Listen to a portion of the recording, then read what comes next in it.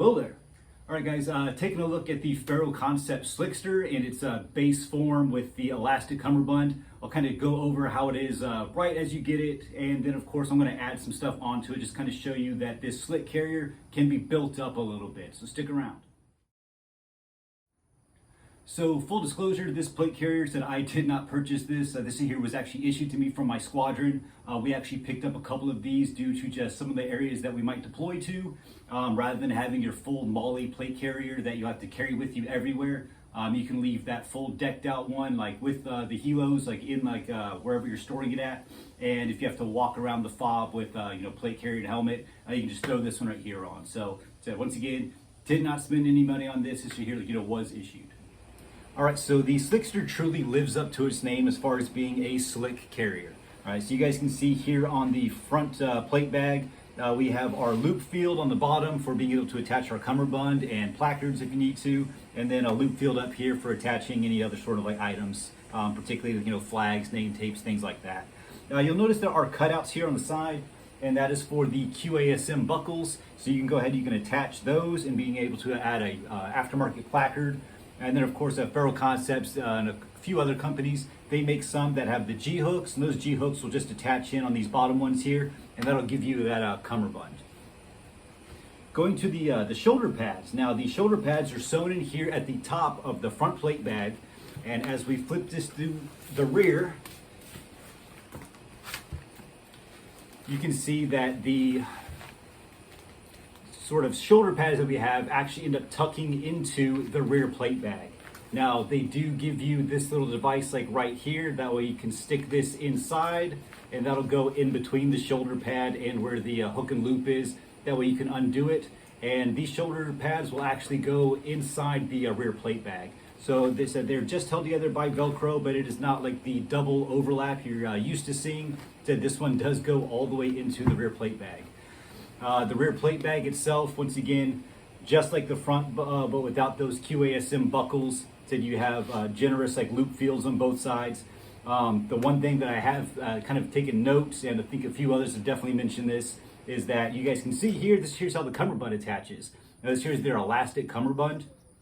It is literally just a hook and loop lapped over. There is no protective cover. There is a molle version of this that I want to say that it does have that.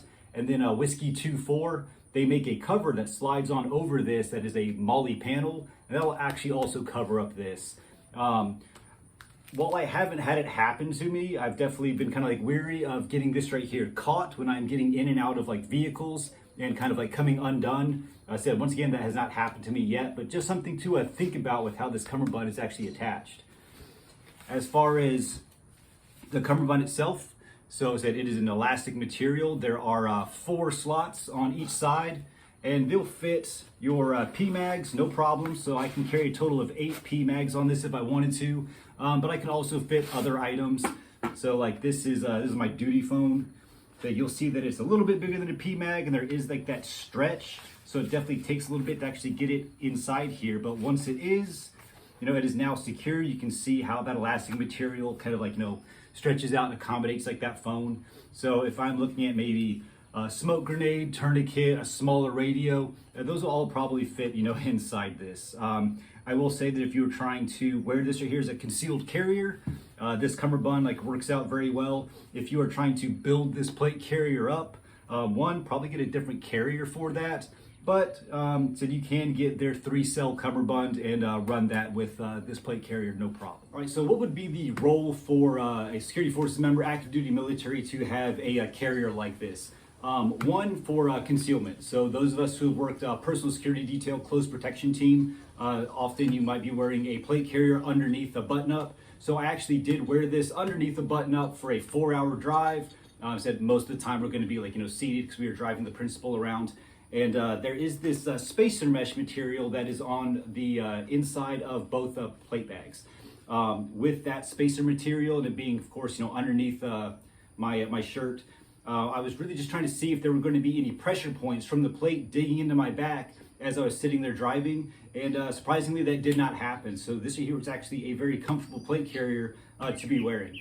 If you are going to wear a concealable plate carrier though, and if you're going to be in cities, I would definitely say don't get OCP. This top part here does stick out a little bit.